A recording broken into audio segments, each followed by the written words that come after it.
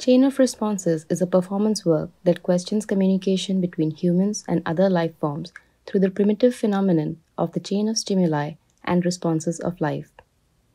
In this work, stimuli and responses to light are chained in a circle between the performer and the five plants.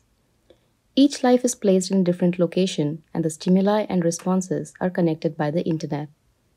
In plants, light exposure and interruption affect photosynthesis, which in turn changes the plant bioelectric potential. The change is read by a machine and relayed to the next life via the internet. The time between the light condition change and the plant responses that emerges varies among individual plants.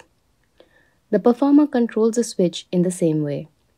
In other words, the response becomes a stimulus and it returns as its own stimulus in a circular chain. Each life is streamed using Zoom and the circular chain is displayed on a monitor. The performer turns the switch on at the beginning of the performance as an initial value and turns it off after a while. The actual performance lasted for more than 8 hours. In this work, I refer to fundamental informatics proposed by Nishigaki Toru. Fundamental informatics is the study of redefining information from the perspective of meaning for life and is positioned as neo-cybernetics.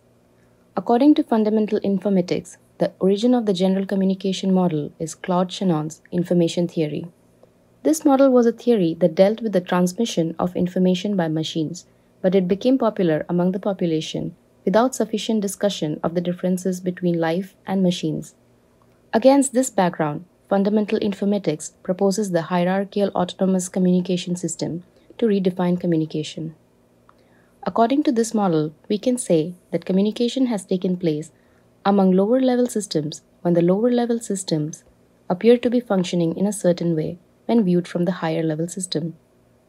According to this argument, communication for the lower-level system is nothing more than biological activity of responding to stimuli.